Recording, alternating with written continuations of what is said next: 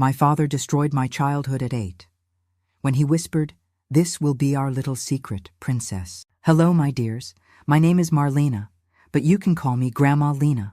I'm 68 years old, and I was born in a small town in Nebraska in 1957. Today, I'm going to share a story I've kept in my heart for over 60 years, a story that even my children don't fully know. Before I begin, I'd like to ask you a heartfelt question. Who are the most special people in your life? Leave your answers in the comments so I can get to know you better. And also let me know which state you're watching this life story from. Remember to like this video and subscribe to this channel. It supports me so much. Now, let's continue. Our house was simple but beautiful. It was in Oakwood neighborhood, a place that was full of hardworking families back then. My father, Anthony, was a mechanic with a small garage behind our house. My mother, Claire, worked as a seamstress, doing alterations and small repairs for the whole neighborhood. We were what people called a good family, the kind that goes to church every Sunday, keeps a clean house, and doesn't owe anyone anything. I was an only child. A gift from God, my mother always said. She had suffered 3 miscarriages before me, and doctors told her it was almost impossible for her to have children. When I was born, it was such a big surprise that my parents treated me like a miracle. "Marlena is our treasure," my father would tell visitors. "There's no money in the world that can pay for this girl's smile." And I smiled a lot when I was little. I liked playing with my cloth dolls that my mother made, running around the yard chasing chickens, drawing with chalk on the sidewalk in front of our house. I was a happy child, the kind who believes the world is good and people only want what's best for us. How wrong we were. The first time I noticed something strange, I was 6 years old. I was taking a bath when my father entered the bathroom without knocking. I felt embarrassed, tried to cover myself with my hands, but he said, "Don't be silly, Marlena. I'm your father. You don't need to be shy around me." And he stayed there, watching me bathe, with a smile that today I know wasn't normal. At the time, I thought it was just in my head. After all, he was my father. Fathers protect their daughters. They don't hurt them. When I was 7, the routine of special affection began. My father had always been affectionate, picking me up, hugging me, kissing my cheek. He was loving. Everyone commented on it. "Anthony is such a great dad," the neighbors would say. But gradually, this affection began to change. A hug that lasted too long. A hand that rested where it shouldn't. A kiss that came too close to my mouth. "It's because I love you more than anything in this world," he justified when I became tense. A father has the right to love his daughter however he wants. My mother worked a lot. She left early to pick up and deliver sewing jobs, came home late, often so tired she could barely eat dinner before falling into bed. And my father took advantage of these absences. At first it was just quick touches. A caress on my back that went too low. A kiss on the cheek that slipped to my neck. Small invasions that he disguised as demonstrations of fatherly affection. "Our little girl is getting so pretty," he would say as he ran his hand through my hair. "You're going to break a lot of hearts when you grow up." I didn't really understand what was happening. I only knew that it made me uncomfortable, with a knot in my stomach and the urge to run. But where to? It was my home. It was my father. The man who was supposed to protect me from harm. When I turned 8, things got worse. It was on a night in January, unusually cold for Springfield, Illinois, which was rare in that region. My mother had gone to bed early, complaining of back pain after a whole day bent over her sewing machine.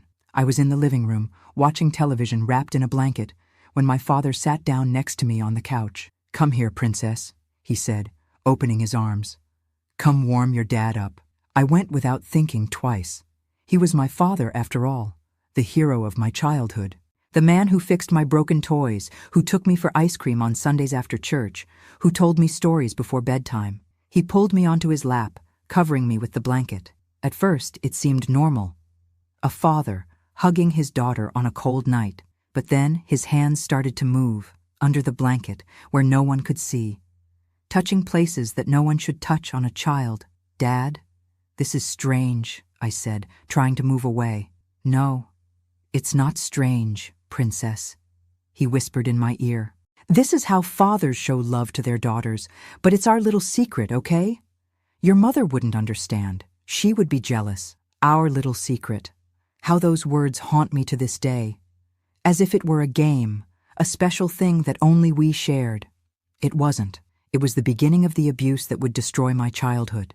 That night, after he finished what he wanted to do to me, he sent me to my room with a warning. If you tell anyone, they'll take you away. They'll put you in an orphanage where children are mistreated. You don't want that, do you? I was 8 years old. I believed him. Of course I believed him. He was my father. Why would he lie to me? From that day on, a new routine was established in our house. During the day, we were the perfect family. My father, the respected neighborhood mechanic. My mother, the talented seamstress. Me, the well-behaved little girl who got good grades at school. But at night, when my mother slept, exhausted from work, our home turned into a nightmare scenario. He would come to my room, always after making sure that my mother was sound asleep. He would open the door slowly, without making a sound. Sit on the edge of my bed. "Princess," he would whisper. "Time for our little secret." And I would pretend to be asleep. Pretend to be somewhere else. Pretend to be someone else. I would create entire worlds in my head, while he did what he wanted with my body. I imagined I was flying above the clouds, swimming at the bottom of the sea, running through fields of flowers. Anything to escape the reality of that dark room. At school, I began to change. The smiling, talkative Marlena started to disappear, giving way to a quiet girl with a distant look. My grades began to fall. I didn't want to play with the other children anymore. I preferred to be alone, drawing in corners, creating stories where girls like me were saved by guardian angels. "What's happening with you?" my teacher, Mrs. Wilson, asked one day. "You seem sad." I almost told her. I almost let our little secret slip. But then I remembered the threat, the orphanage, the mistreatment. And more, what would happen to my mother? She loved my father so much. How would she feel if she knew the truth? "Nothing, teacher," I replied. "I'm just tired." Tired. What a weak word to describe what I felt. I was exhausted. Exhausted from pretending. Exhausted from smiling when I wanted to cry. Exhausted from living two lives, the normal girl during the day, the victim at night. My mother also started to notice the changes. "Marlena, you're losing weight," she would say as she measured my waist for a new dress. "And those dark circles? Aren't you sleeping well?" If only she knew why. If only she could imagine what happened after she closed her eyes, overcome by the day's fatigue. But how could I tell her? How could I destroy our family? How could I make her see that the man she shared her bed with was a monster disguised as a loving father? So I lied. "I'm fine, Mom. I'm just studying a lot." The years went by and the abuse continued. From 8 to 12, I lived a double life. To the world, I was the daughter of Mr. Anthony and Mrs. Clare, a well-mannered girl who helped her mother with the sewing and did well in school, despite the ups and downs. At home, at night, I was the victim of a predator who should have been my protector. My friends, this part of the story is very difficult to tell. Sometimes I feel like the words get stuck in my throat even after so many decades. But I feel I need to share because I know there are many Marlenas out there, suffering in silence, thinking they're alone. They're not. I understand this pain. I went through it. And I'm here to say there is a way out. If you're watching from somewhere in the United States, tell me in the comments. It makes me feel less alone in this journey of sharing my story. And don't forget to leave a like, okay? It helps this grandma reach more people with this message. When I turned 12, something changed in the dynamics of our house. My mother started getting more sewing orders. A store downtown had contracted her services, which meant more money, but also more work. She spent entire days away from home, delivering and picking up jobs. "Take care of Marlena for me," she would ask my father before leaving. "Don't leave her alone." And he would reply, with that smile that gave me chills, "Don't worry, Claire, I'll take care of our princess like no one else." With my mother spending more time away, my father became bolder. He no longer waited for her to fall asleep to come to my room. Now, he approached me as soon as she left. In the bathroom, in the kitchen, in the living room. Any room in the house became the setting for my nightmare. "We're getting closer, aren't we, princess?" he would say as he touched me. "It's our special secret." I was no longer the innocent child who believed everything he said. At 12, I already understood that it was wrong. that fathers shouldn't touch their daughters that way, that this secret was actually a crime. But fear still paralyzed me. Fear of what would happen if I told. Fear of destroying our family. Fear that no one would believe me. My body began to change. I entered puberty, and that only made the situation worse. My father seemed fascinated by the changes, commenting on them in a way that made me want to disappear. "You're turning into a beautiful young lady," he would say, watching me change clothes through the crack in the door. "Soon, you'll be a woman." The word woman in his mouth sounded like a threat, as if he were counting the days for something worse to happen. And I was counting the days too, but for something else, to grow up, move out, escape that hell. At school, my science teacher explained about child abuse during a class. She talked about inappropriate touches, about adults who take advantage of children, about the importance of telling someone you trust if this happened. I sat frozen at my desk, feeling the blood drain from my face. It was as if she were describing my life, as if she knew my secret. After class, she called me over. "Marlena, are you okay?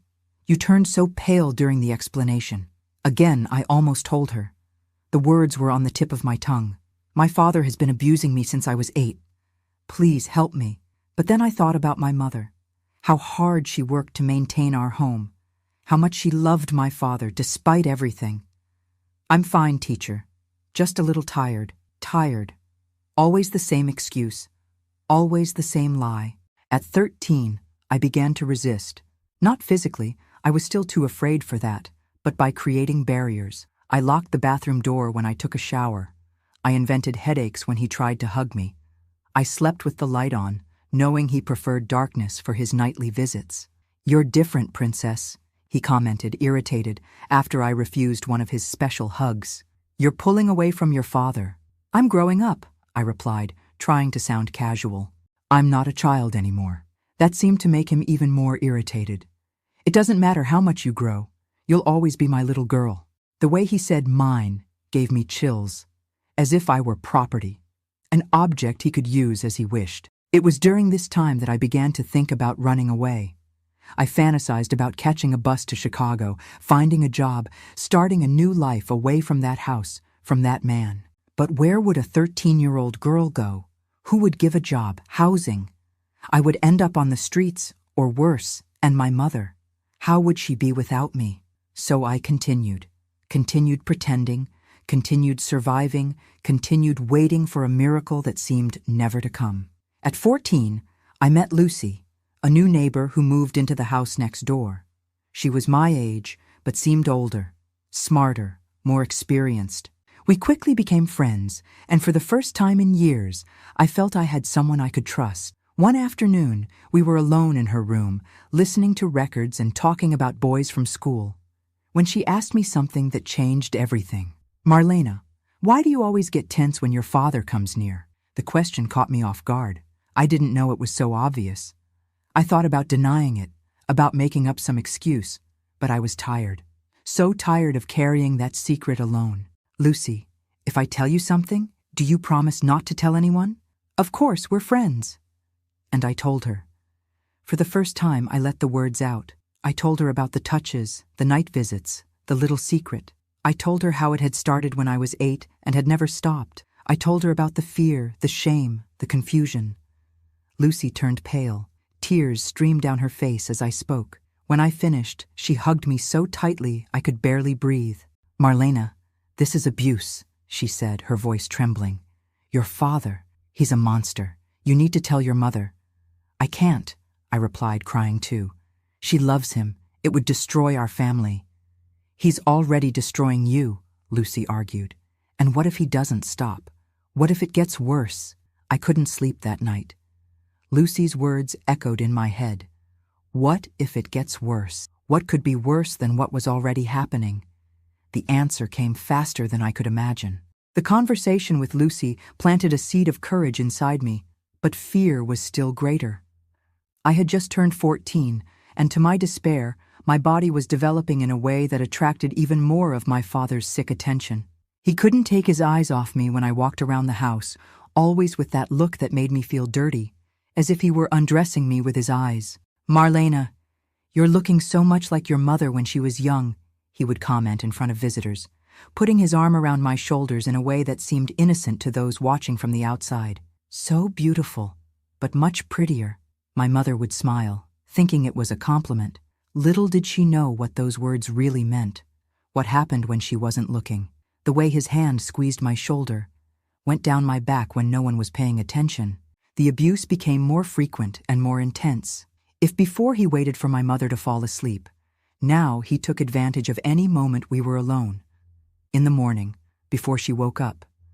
During the day, when she went out to deliver sewing. At night, pretending he was saying good night to me. "Princess, you're getting more beautiful every day," he would whisper, coming into my room at night. "You know how special you are to your dad, don't you?"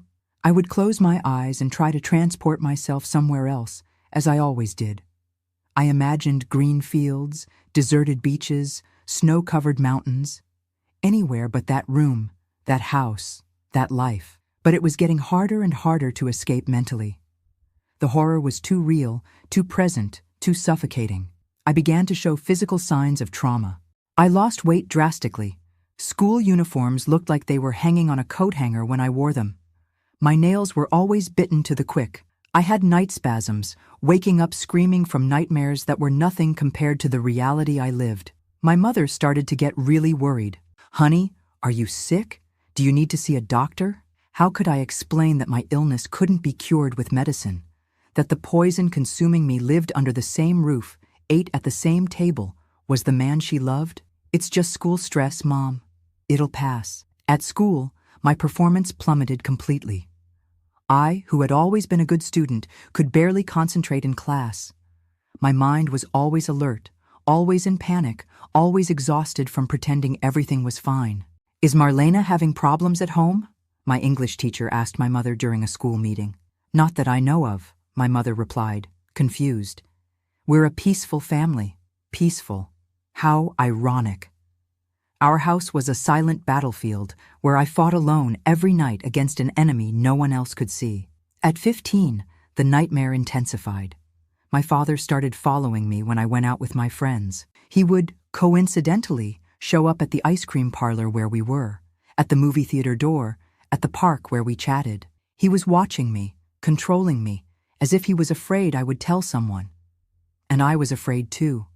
Afraid of what he would do if he knew I had told Lucy. Afraid of what would happen if anyone else found out.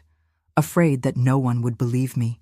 "Your father is so attentive," commented a friend from school after he offered to give us a ride. "Always worried about you." If only she knew the true nature of that concern. If only she could see through that mask of a loving father. It was around this time that he started giving me gifts in exchange for the abuse. A new blouse I had commented on in the window display. A pair of shoes that all the girls at school were wearing. A silver bracelet on my birthday.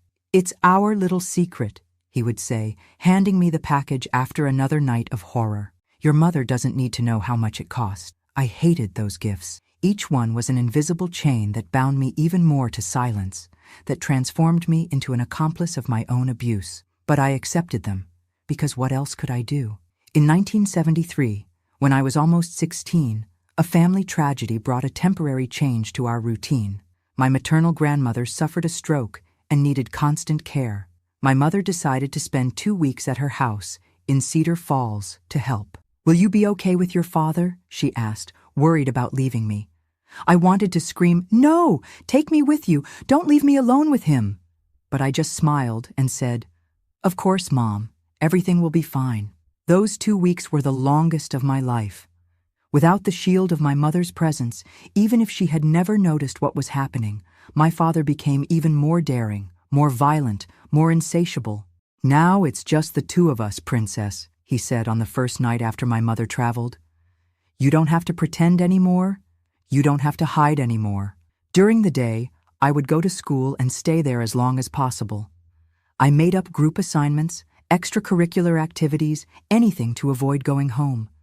But night always came, and with it, the inevitable. It was during this period that I met Carlos, a boy from school who started showing interest in me. He was kind, respectful, completely different from the man I called father. When he invited me out, I immediately accepted, seeing a chance to escape home for a few hours. We met at the Central Park on a Saturday afternoon. It was my first date, my first attempt to have something normal in life.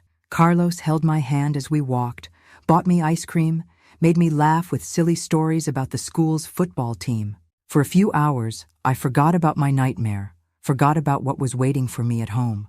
When he gave me a goodbye kiss, an innocent and sweet kiss, as any teenager's first kiss should be, I felt a mix of emotions. Joy for that moment of normalcy, sadness for knowing that my life was far from normal, and terror when I realized that my father was standing on the other side of the park, watching us. "Who was that boy?" he asked as soon as I entered the house, grabbing my arm with such force that it left marks. "What were you doing with him?" "He's just a friend from school," I replied, trying to break free. "I don't want you meeting boys," he growled. His eyes darkened with anger. "You're my daughter, mine."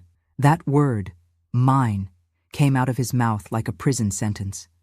As if I were an object, property, something he owned, and not a person with my own will and desires. "Dad, I'm growing up," I tried to argue, finding courage from somewhere. "It's normal to go out with friends." "Normal?" He laughed, a laugh that froze my blood. "You think you know what's normal? Think you understand the world out there? That boy only wants one thing from you, and you know what it is." The irony of those words hit me like a slap. He, who for years had taken from me what no father should ever want from his own daughter, accusing me of impurity. He, the predator of my childhood, pretending to protect me from imaginary dangers. That night, the punishment for my behavior was the worst abuse I had suffered until then. For the first time, I seriously thought about ending it all. About taking my grandmother's blood pressure pills that my mother kept in the bathroom cabinet and swallowing them all at once. About using my father's razor to cut my wrists. About simply disappearing. But then I thought about my mother, how she would suffer if I left. How she would blame herself, never knowing the truth. And a small part of me, a part that still believed in the future, whispered, "Hold on, one day, this will end." When my mother returned from Cedar Falls, she noticed something was different. I was thinner, paler, quieter than ever. "What happened while I was away?" she asked, stroking my hair on a rare night when we were alone in the kitchen. "Did you and your father argue?" I opened my mouth to speak, to tell everything. The truth was there, ready to come out, to finally be freed after so many years trapped in my throat. "Mom, Dad," but at that moment I heard the front door open. He was home, and fear, that old acquaintance, paralyzed me again. "Nothing, Mom. I just missed you." A few weeks after this episode, Lucy, my friend and only confidant, sought me out with a grave expression. "Marlena, I can't stand seeing what's happening to you anymore. If you don't tell your mother, I'll tell her myself." Panic overtook me. "No, Lucy, you promised. He'll kill me if he knows I told." "He's killing you slowly anyway," she replied, tears streaming down her face. "Look at you. You're withering away, disappearing before our eyes." She was right. Each abuse took a piece of my soul, of my will to live. It was turning me into an empty shell, a ghost of the girl I once was. "Give me some time," I begged. "I'll find a way to tell my mother. But it has to be my way, in my time." Lucy reluctantly agreed, but gave me an ultimatum. "By the end of the month. If you don't tell by then, I will." That ultimatum lit a fuse inside me. I had to act, had to do something. But what? How to break this cycle of abuse that had already lasted almost half my life? That's when I started planning my escape. I gathered the little money I had saved from birthday and Christmas presents.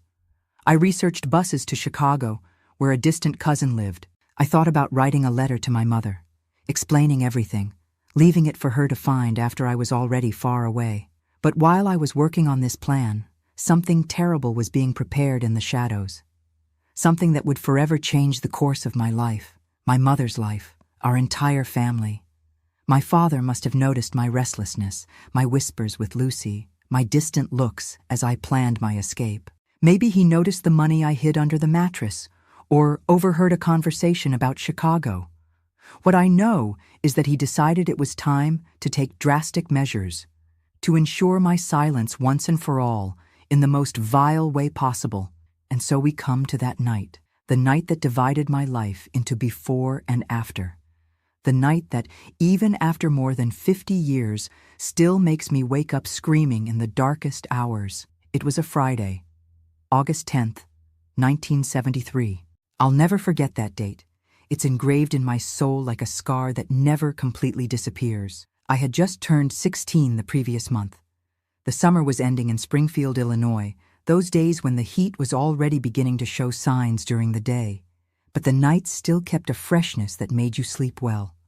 My mother had gone to visit an important client in the Westwood neighborhood, a wealthy lady who always asked for exclusive dresses. It was a job that paid well, and Mom couldn't refuse. "I'll be back before 10, she promised before leaving, kissing my forehead as she had done since I was little.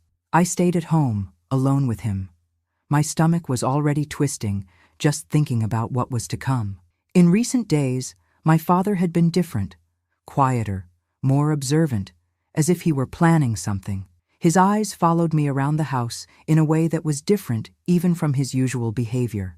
I decided to stay in my room, door locked, pretending to study for a test. In reality, I was organizing my escape plan. I had collected almost $200, years of savings, hidden coins, some bills I managed to keep from his gifts without him noticing. It wasn't much, but it would be enough for the bus ticket to Chicago and a few days of food until I found my cousin. Around 8 o'clock, he knocked on my door. "Marlena, I made tea for you. Open the door." I found it strange. My father never did anything in the kitchen. That was women's work, as he always said. "I don't want any, Dad. I'm studying." "Come on, princess. It's chamomile tea. It'll help you relax for the test." "I know you've been nervous." There was something in his voice, a false sweetness that gave me chills, but I knew that if I didn't open, he would keep knocking, insisting, and eventually lose patience. It was better to deal with him calm than furious. I opened the door just enough to take the cup. "Thank you," I murmured, trying to close it again.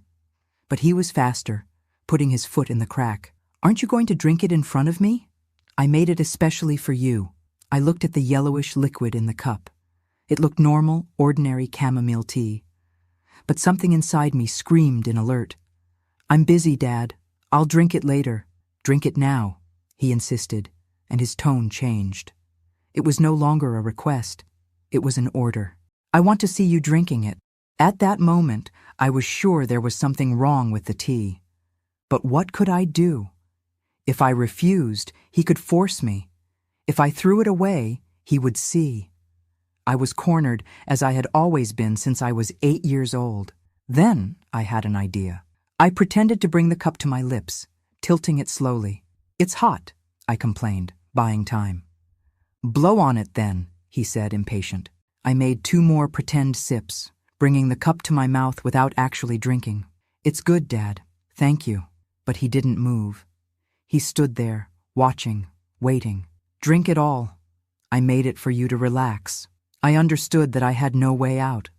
I took a small sip, hoping that whatever it was, in small quantity it wouldn't harm me. The tea had a slightly bitter taste, different from normal chamomile. I hoped it was just my impression. "See? It wasn't so hard," he smiled, finally taking his foot off the door. "Drink the rest and rest a bit. You've been very tense." I closed the door as soon as he walked away and ran to the window. I opened it and threw the rest of the tea into the bushes in the yard. Something told me that drink wasn't just chamomile, and my instinct, developed by years of survival, rarely erred. I went back to my books, to my escape plan, but about 20 minutes later, I began to feel a strange numbness. My vision became slightly blurred, my limbs heavy. Even the little I had drunk was taking effect. I tried to fight against the feeling, getting up, walking around the room, throwing water on my face. That's when I heard the door open. I hadn't realized he had a spare key. How could I have been so careless? "Is the tea taking effect, Princess?" His voice seemed to come from far away, although he was standing at the door of my room. I tried to scream, but my tongue felt like cotton. I tried to run, but my legs didn't obey properly. What did you put in the tea?" I managed to ask, the words coming out slurred. "Just something to help you relax, to enjoy our special moment." Our special moment. Those words caused me a terror, like I had never felt before. This wasn't like the other times. There was something different in his eyes, something calculated, premeditated. I tried to crawl away as he approached, but my body wasn't responding as it should. It was like being trapped inside myself, aware of everything, but unable to react. Dad. No. Please. Shh, Princess. It's going to be different today. Very special. What happened next is difficult to put into words, even after so many years. The drug, which I later found out was a strong sedative mixed with the tea, didn't make me completely pass out. I was in a state of semi-consciousness, able to understand everything that was happening, but unable to react, to fight, to flee. It was like being trapped in a nightmare where you try to scream, but no sound comes out. Try to run, but your legs don't move. Try to wake up, but you're fully aware of reality. I felt his touch, heard his breathing, noticed every movement, but I was paralyzed, powerless, as if I were watching a horrible movie in which I was the helpless protagonist. At some point, in the middle of that horror, I heard a noise in the living room, the front door opening, footsteps in the hallway, my mother's voice. Anthony? Marlena? I got home early. Mrs. Johnson wasn't feeling well. For the first time, I saw panic in my father's eyes. He hadn't expected her to return so early. He hadn't planned for this. Anthony? Where are you? The footsteps were approaching the room.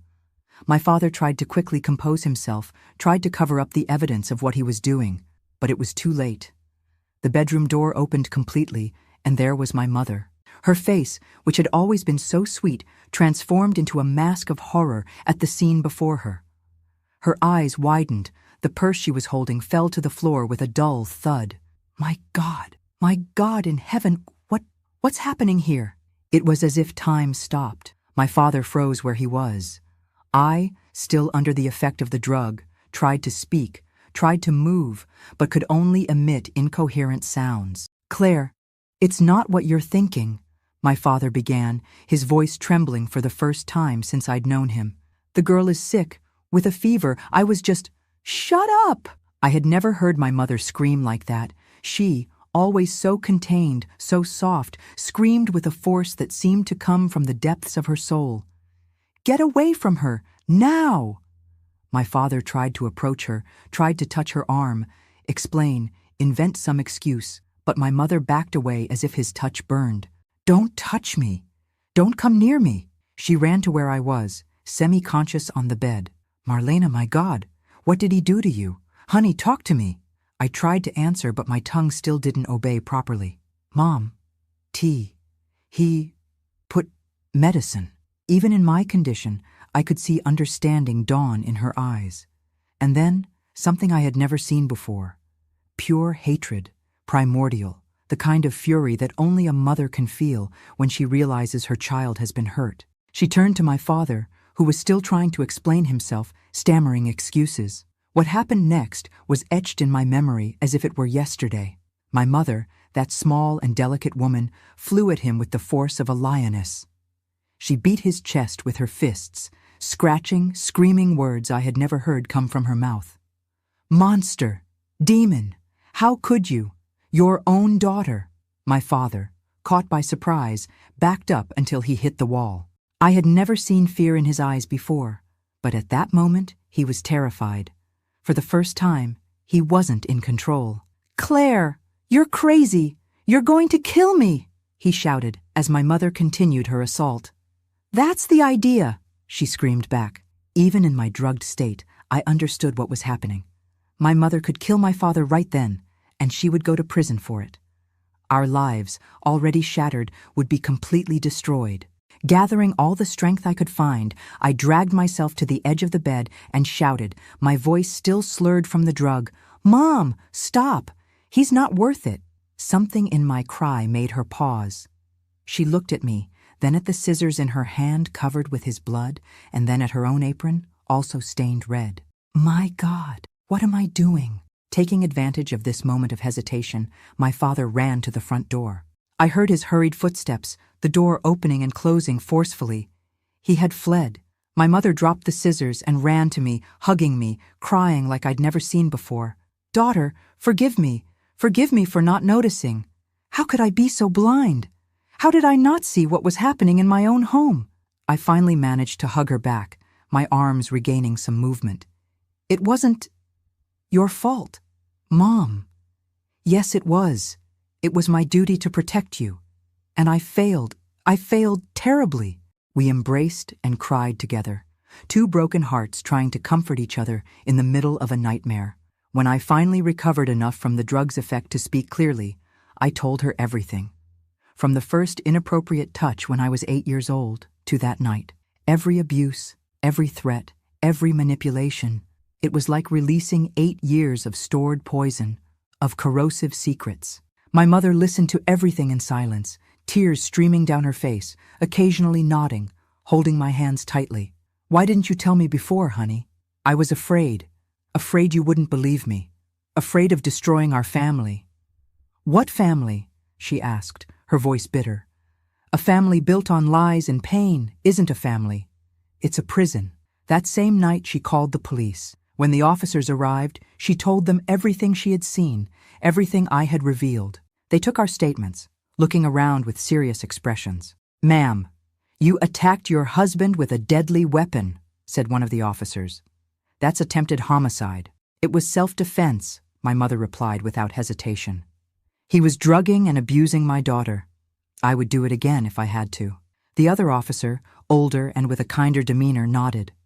We'll record it as defense of a minor in a flagrant situation, but we need to take the girl to the hospital for tests. The hospital was another ordeal.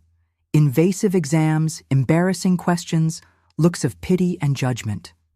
But the important thing is that they confirmed the presence of sedatives in my system and evidence of prolonged abuse. My father didn't return home that night, or the next. In fact, he fled Springfield, trying to escape justice and shame. But he wouldn't get far. That night changed everything. The secret had been exposed, the mask torn off, the monster revealed. And although the pain was immense, although the road ahead seemed frightening and uncertain, for the first time in 8 years, I felt I could breathe. The nightmare wasn't over. In fact, in many ways, it was just beginning. But now I wasn't alone anymore. I had my mother by my side, ready to fight with me, to protect me as she always should have. And that made all the difference in the world. The days following that night were like walking a tightrope over an abyss. Everything we knew as family, as life, had collapsed, and we were trying to find balance amid the rubble. My mother didn't leave my side for a single second during that first week. She slept in the same bed as me, accompanied me to the bathroom, waited at the school gate when classes ended. It was as if she was trying to make up in days for what she hadn't noticed in years. I won't fail you again, she repeated, holding my hands in hers. Never again. The news spread through the neighborhood like wildfire. The neighbors, who used to smile and wave, now closed their curtains when we passed by. Some, especially the older ones, looked at my mother with disapproval, as if she had betrayed her husband by reporting him, not the other way around. Don't look at them, my mother would say when she noticed my discomfort with the stairs. They know nothing. They haven't lived what we've lived. My father was found 3 days later in Peoria, a city about 75 miles from Springfield. He was hiding at a cousin's house, planning to flee to Indiana. The police arrested him without resistance. According to the report, he seemed resigned, as if he knew he couldn't escape forever.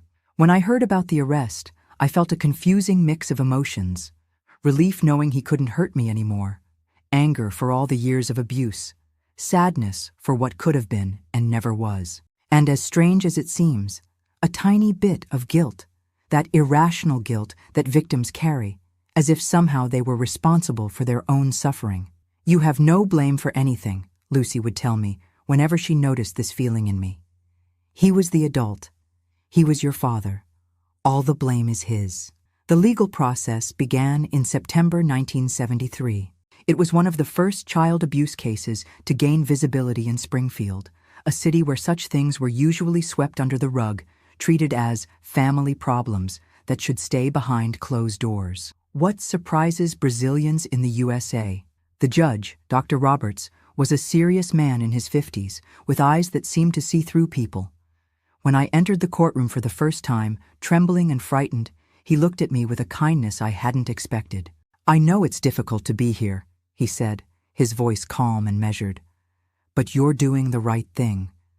You're protecting not only yourself, but other children who could be victims in the future."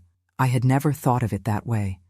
That my pain could, somehow, prevent the pain of others. That my voice, silenced for so long, could now make a difference. I had to testify several times during the trial. Tell and retell every detail of the abuse, from the first inappropriate touches to that last night. It was like reliving the trauma repeatedly, ripping bandages off wounds that had barely begun to heal. My father's lawyer, Mr. Peterson, was a thin man with small, voracious eyes. His strategy was clear from the beginning. Discredit me, insinuate that I was making up stories, suggest that I was a troubled teenager wanting attention. "Don't you find it strange that you never told anyone in all these years?" he would ask, his voice loaded with forced disbelief. "Not your mother? Not teachers? Not doctors?" "I told my friend Lucy," I replied, my voice trembling but determined. "And he threatened me, said no one would believe me." "Just as no one should believe now," he insinuated, provoking immediate protests from the prosecutor and a severe reprimand from the judge. My mother suffered as much as I did during the trial. Besides dealing with the crushing guilt of not having noticed the abuse, she had to face accusations of having attacked my father with scissors. "Don't you think you reacted excessively?" asked the defense attorney. "After all, you could have called the police instead of trying to take justice into your own hands." "When I saw that man, my husband, abusing my drugged daughter," she replied, without looking away, "I saw nothing but red. I didn't think, I just acted." Any mother would have done the same. The trial dragged on for almost 6 months. 6 months of coming and going to the courthouse, of painful testimonies, of invasive questions, of looks of pity and judgment. 6 months in which I had to relive the worst period of my life, under the scrutiny of strangers. School became a minefield. Some classmates kept their distance, as if abuse was contagious. Others whispered in the hallways when I passed by. There were even those who said I had provoked my own father, that I had asked for it somehow. "Don't listen to them," Lucy would say, my faithful shield in the midst of the storm. "They're ignorant. They don't know what they're talking about." But the words hurt anyway.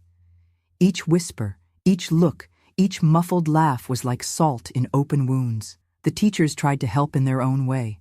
Some were too kind, treating me as if I were made of crystal, about to break at any moment. Others pretended nothing had happened, in a clumsy attempt at normalcy. The principal, Mrs. Johnson, called me to her office one day and said something I've never forgotten.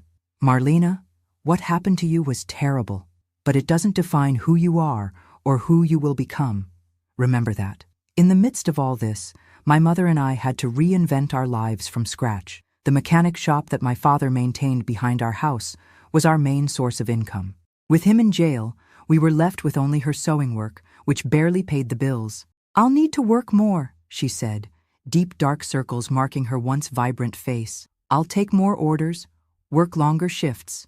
I can get a job after school," I suggested, wanting to ease her burden. "No," she was firm. "Your only obligation now is to study and heal. Let me take care of the rest." And so she did. She would wake up at 5 in the morning, sew until it was time to take me to school, then continue until late at night. Gradually, her clientele increased. Doctors' wives, lawyers' wives, women from Springfield society who admired her work and, in some cases, her courage. "Your mother is a warrior," said Mrs. Olson, one of her oldest clients, when she came to pick up a dress at our house. "Not every woman stands up to her husband and society to protect her daughter." In December 1973, the sentence finally came.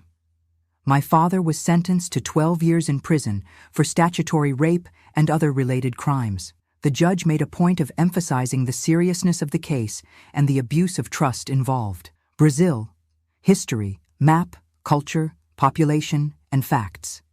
Britannica: society entrusts parents with the most sacred of missions to protect and educate their children, said Judge Roberts in reading the sentence. When that trust is broken in the vilest way possible, justice must be rigorous and exemplary. When we left the courthouse that day, I felt as if an enormous weight had been lifted from my shoulders. He was in prison. He could no longer hurt me. Justice had been done, at least on paper, but the healing journey was just beginning.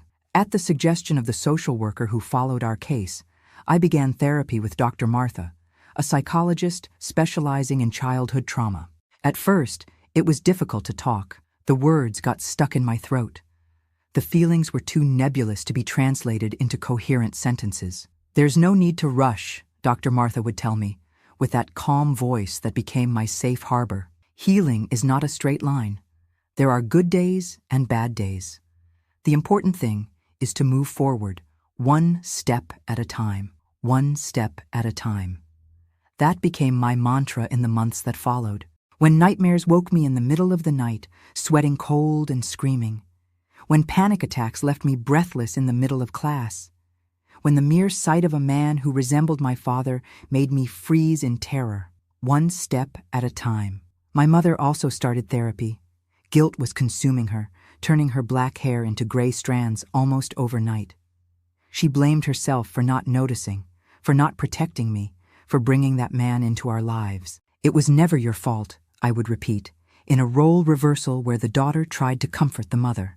"You didn't know. And when you found out, you did everything right." In January 1974, we made a difficult but necessary decision to sell our house. Those walls held too many memories, too much pain. Each room was a trigger, each corner a reminder of what had happened there. We got a good price. Ironically, the scandal had increased the property's value in the eyes of morbid buyers. With the money, we rented a small apartment on the other side of town, near downtown, where no one knew us, where we could start over without the weight of stares and whispers. The move was like a purification ritual. We left behind furniture, objects, everything that might carry the energy of that house, of that man. We bought new things, simple but ours, not contaminated by the past. My mother transformed the living room of the apartment into her sewing workshop. She bought a new, more modern machine and began to accept more complex orders. Wedding dresses, tailored suits, clothes that required technique and patience. "I'm thinking of taking a fashion course," she told me one night, as she sewed a delicate embroidery. "Maybe open my own atelier one day with my name on the door." It was the first time in months that I saw her dreaming about the future. It was like seeing a flower growing through concrete, unlikely, but beautiful in its resilience. I also began to rebuild myself piece by piece. I went back to drawing, a hobby I had abandoned during the years of abuse. I started writing in a diary, pouring onto the pages feelings I still couldn't fully verbalize. School continued to be a challenge, but I found refuge in the library. Among books, no one looked at me strangely or whispered behind my back. There, I could lose myself in other lives, other stories, temporarily escape my own reality. It was in the library that I met Robert, the new literature teacher. Recently graduated, full of innovative ideas, he organized a book club that quickly became my favorite moment of the week. "You have a very interesting critical eye," he told me after a discussion about Mark Twain. "Have you ever thought about studying literature?" I had never thought much about the future. For years, my only concern had been surviving the present. But that question opened a door I didn't know existed. A future, possibilities, choices. "Maybe," I replied, feeling a spark of hope light up somewhere inside me. As 1974 progressed, our new life began to take shape. The apartment, once strange and impersonal, now had our style. Plants in the windows, pictures on the walls, the smell of home cooking permeating the rooms. A home, not just a place to live. My mother's sewing workshop prospered. She made clothes for the wives of the most important men in the city, creating a reputation for excellence and discretion. Some of these women became more than clients. They became friends, confidants, support in difficult times. I had improved in therapy, although I still had bad days. The nightmares were less frequent, the panic attacks more controllable. I began to prepare for college entrance exams, dreaming of university, of a career, of a life that was truly mine. In August 1974, we received news that shook our newly won stability. My father had filed for a sentence review, claiming good behavior and remorse. "He can't get out," I panicked upon hearing the news. "Not after just 1 year, not after everything he did." "He won't get out," my mother promised, with a determination that left no room for doubt. "I'll hire the best lawyer. I'll go to the press if necessary. He will serve every day of those 12 years. And so she did. She saved, worked overtime, sold jewelry she still kept from her married days, and hired Mr. Davidson, a renowned criminal lawyer. Together they gathered evidence, testimonies, everything that could ensure the request would be denied. In November, the judge's response came. Request denied. My father would remain in prison, serving his sentence in full. It was another moment of relief, another small victory in our journey of reconstruction. But the psychological impact of that scare was great. I realized that, even imprisoned, he still had power over us. He could still generate fear, anxiety, destabilize the fragile peace we had built. I don't want to live like this, I confided to Dr. Martha in a session. I don't want every news about him, every legal move, every year that passes to make me relive everything again. And how do you want to live? She asked, in that gentle but provocative tone she used when she wanted me to reflect more deeply. The question caught me off guard. How did I want to live? I had never really thought about it. I had been so busy surviving that I forgot to imagine what it would really be like to live. I want to be free, I finally replied. Free from him, free from fear, free from the past. And what do you need to achieve that freedom? The answer didn't come immediately. I spent days thinking about it, reflecting on what it really meant to be free, until I understood. Forgiveness. Not forgiveness for him.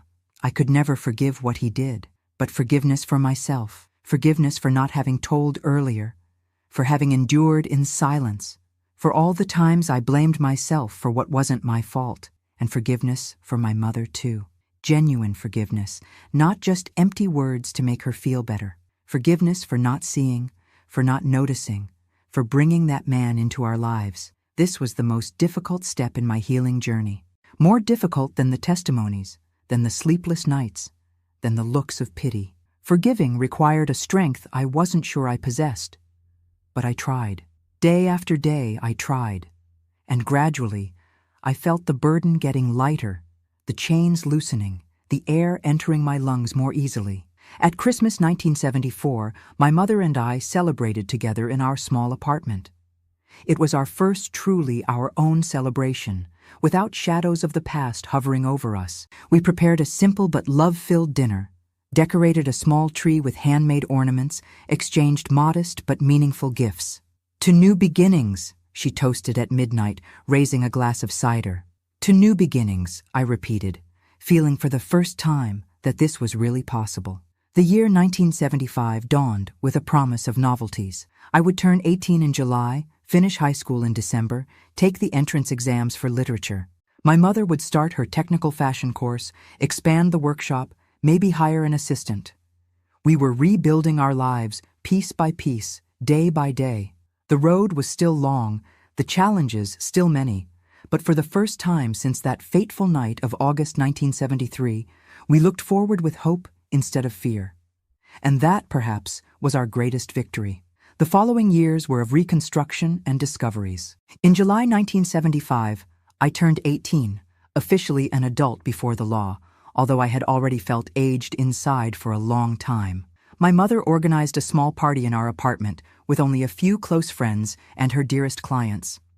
A toast to my daughter, she said, raising a glass of cheap wine, which in that moment seemed like the finest champagne, the bravest woman I've ever known. I cried upon hearing those words. I had never considered myself brave, just a survivor doing what I needed to move forward. But that night, surrounded by people who truly loved me, I began to see my own strength. The college entrance exams came in December, as planned. I studied like never before, turning books into refuge, knowledge into a shield. On the morning of the test, my mother hugged me at the campus gate. "The result doesn't matter," she whispered in my ear. "We've already won much harder battles than this." She was right, of course. After everything we had been through, a test was just that, a test. I entered that room with the serenity of someone who had already faced their worst demons and survived to tell the story. When the results came out in February 1976, my name was on the list of those approved for the literature course at the State University. My mother framed the page of the newspaper with the list and hung it on the living room wall next to her certificate from the technical fashion course she had completed the previous month. "Look at us," she said, admiring our small trophies. "Who would have thought, huh? Who would have thought, indeed?" In less than 3 years, we had transformed a tragedy into momentum to grow. The abuse had not been erased. It never would be. But it was no longer the only thing that defined our lives. College revealed itself to be a new and fascinating world. I fell in love with American literature classes, with heated debates about linguistics, with poetry circles that happened in the campus gardens. For the first time since childhood, I felt genuine pleasure in being alive, in learning, in dreaming. It was in the second semester that I met Edward. He was studying law on the same campus, a tall young man with glasses and a gentle smile who attended the same literature study group as me. We started as colleagues, talking about books and movies, sharing opinions about professors, discussing the classics we both loved. "You have a special way of analyzing female characters," he commented one day after I presented a paper on Hester Prynne. "As if you could see layers that no one else sees." I smiled without answering. Of course I saw invisible layers to others. I had spent years deciphering silences, interpreting looks, reading between the lines to survive. Our friendship grew slowly, organically.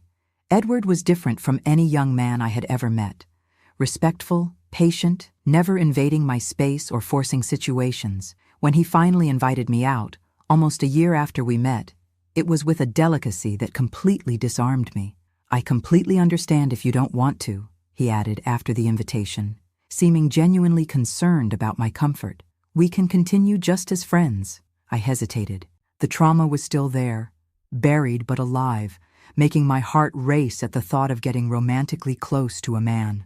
Dr. Martha and I had worked a lot on this topic during therapy, but theory was different from practice. "Can I think about it?" I asked, my voice lower than normal. "All the time you need," he replied, without pressure, without apparent disappointment. I talked with my mother that night, while she adjusted a wedding dress in the living room. "I'm afraid," I confessed. "What if I can't? What if the past is always there, between us?" She stopped sewing and looked at me with that mixture of love and sadness that had become so familiar in her eyes. "The fear will be there, honey. I won't lie to you. But don't let it decide your life. You've already given too much power to fear." I decided to accept Edward's invitation.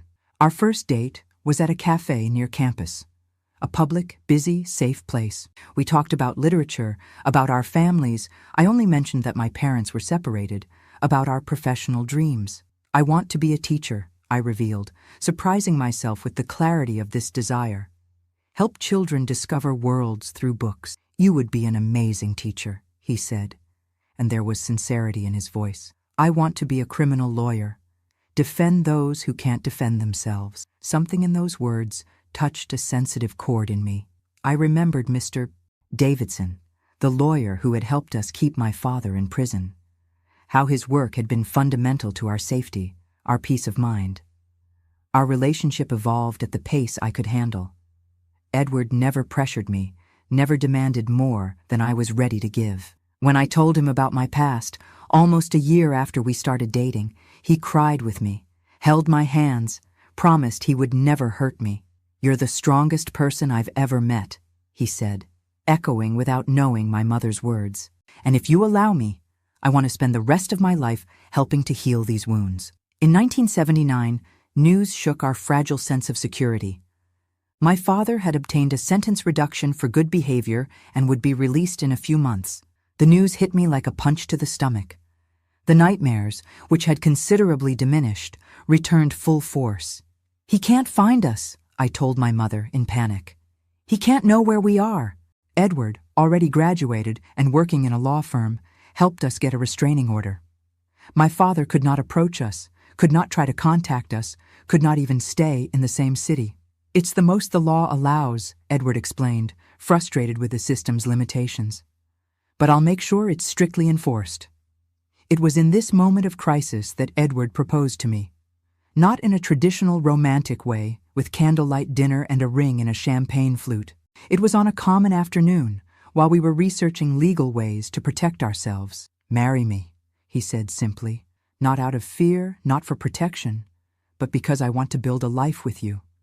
A life where the past doesn't define the future. I looked at this man who had entered my life so unexpectedly, who had been patient and respectful, who never treated me as a victim or as damaged, and for the first time, I allowed myself to imagine a truly happy future. Yes, I answered, tears flowing freely. I want to build that future with you. We married in a simple ceremony in January 1980. Only close friends, some colleagues from my mother's workshop, professors from college who had become important mentors. I wore a dress made by my mother, of course, her most precious gift, on which she worked for months, sewing not only fabric, but hopes and blessings into every stitch. Be happy, my daughter, she said while adjusting my veil. Be so happy that the past seems just a distant nightmare. Our apartment was in Chicago, where Edward had secured a position at a large law firm specializing in human rights. Leaving Springfield was painful. It meant separating from my mother for the first time, but she insisted it was the best path. I'll visit you often, she promised, and you'll have your own life, your own space. That's how it should be. The first months of marriage were a constant learning experience, learning to trust, to lower my guard, to accept love without fear. Edward was my partner in this journey, respecting my limits, celebrating each small victory over trauma. I got my first job as a teacher at an elementary school in the Chicago suburbs. Children from humble families, many with life stories as difficult as or more difficult than mine. I found purpose there, using my own scars to recognize silenced pains, to offer the support that I myself had taken so long to find.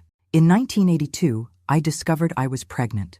The news brought a storm of contradictory emotions: joy, fear, hope, terror. What if I didn't know how to be a mother?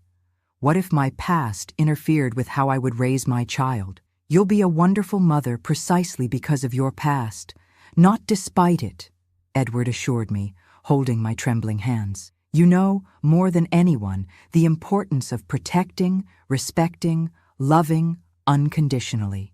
My mother came to live with us in the last months of pregnancy. Her workshop in Springfield had prospered to the point where she could leave it in the care of her assistants for a few months. Her presence was a balm for my insecurities. I'm so afraid of failing as a mother, I confessed one night, caressing my huge belly. How did you have the courage to have me, knowing how scary the world is? Motherhood is an act of faith, daughter, she replied, her eyes shining with a wisdom that only years can bring. Faith that, despite everything that can go wrong, something wonderful will emerge. Raphael was born in March 1983, a healthy boy with his father's eyes and, according to my mother, my same upturned nose. The moment I placed him in my arms, something healed inside me. Not completely, some wounds are too deep to close entirely, but enough to feel that a cycle had been broken. I'll protect you, I whispered to that small being sleeping in my arms. I'll love you as you deserve to be loved. I'll teach you to be a good, kind, respectful man. Edward cried by my side, touching the son's little head with reverence. We're a family now, he said. A family built on love, not on fear.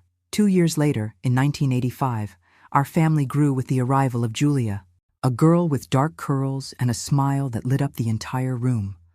My heart, which had already expanded with Raphael's birth, seemed like it wouldn't fit in my chest anymore. I then decided that my greatest mission would be to raise my children. I quit my job at the school, opting to be a full-time mother. It wasn't an easy decision. I loved teaching, loved making a difference in those children's lives, but I felt I needed to be present in every moment of my children's childhood, offering the security and love that had been torn from my own childhood. Are you sure? Edward asked, concerned that I might regret it. We can hire a nanny, find a middle ground. I'm sure, I replied with a conviction that left no room for doubt. I want to give them what I didn't have. A protected, safe childhood, full of love. My mother supported my decision, although she returned to Springfield to manage her workshop. She visited us regularly, bringing handmade clothes for the grandchildren, stories of her increasingly full life. You know what makes me most proud of you, she told me during one of these visits, watching me breastfeed Julia. That you didn't let him win. That you built something beautiful out of so much pain. In 1988, we received the news that my father had died in prison. A sudden heart attack, they said. I felt neither joy nor sadness, just a strange emptiness, as if a chapter had finally been closed, a door definitively locked. "How are you?" Edward asked that night, after the children were asleep. "At peace," I replied after reflecting. "Not because he's gone, but because now I know for certain that he can never hurt anyone again." Life went on. Edward built a brilliant career as a lawyer, specializing in cases of child abuse and domestic violence. His personal experience, through my story, gave him a rare sensitivity in his profession. The children grew up healthy, happy, surrounded by love and clear boundaries. Raphael, so much like his father in intelligence and kindness. Julia, a curious mix of my stubbornness and Edward's patience. Both raised to respect, to protect, to make the world a better place.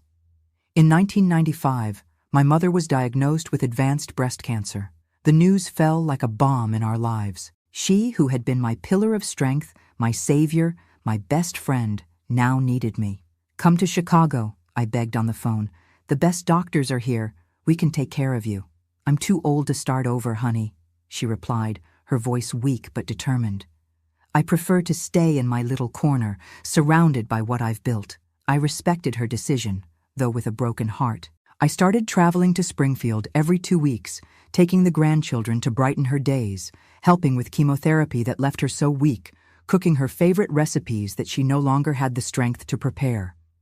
It was during these trips that I began to tell my story to her in a different way, no longer as a victim, but as a survivor, no longer with shame, but with the clarity of someone who understands that the blame was never hers. "You know what I learned from all this, Mom?"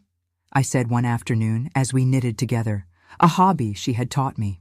"That the greatest revenge against those who try to destroy us is to live a full, happy, meaningful life." She smiled, her eyes tired, but still bright. "You've always been wiser than me, daughter, since you were little." In August 1996, my mother passed away, silently during sleep, as if not wanting to cause trouble even in her departure. The pain was indescribable. Losing the person who had sacrificed everything to protect me, who had rebuilt her life from scratch to give me a future.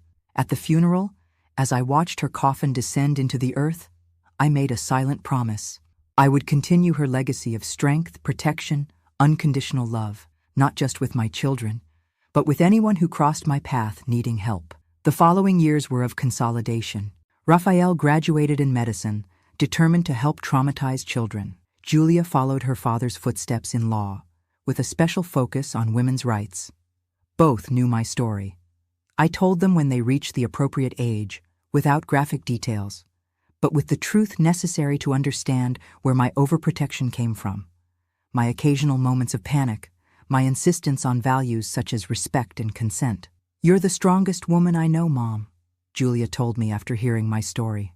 "Now I understand why you dedicated your life to us." "It wasn't a sacrifice," I replied, caressing her face so similar to mine in youth. "It was a choice, the best choice I ever made."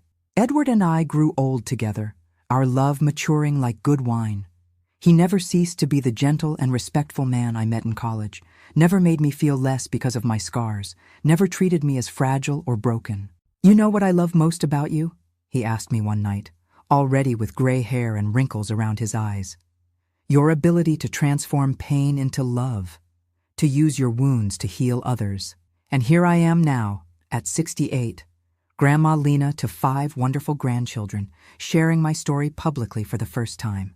Not for sensationalism, not for pity, but in the hope that it might help other Marlenas out there, suffering in silence, thinking they're alone, that there's no way out.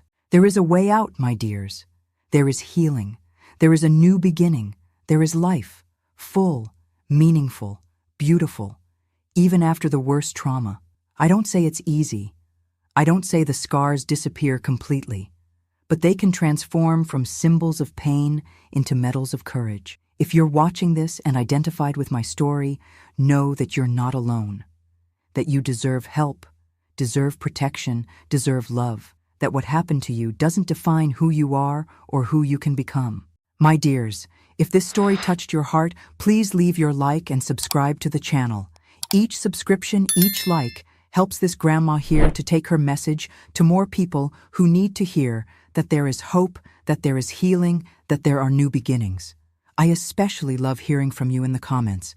Let me know which state you're watching from. It makes me feel less alone in sharing this difficult journey. If you've watched this far, just comment Amen below to let me know my story reached you. My story is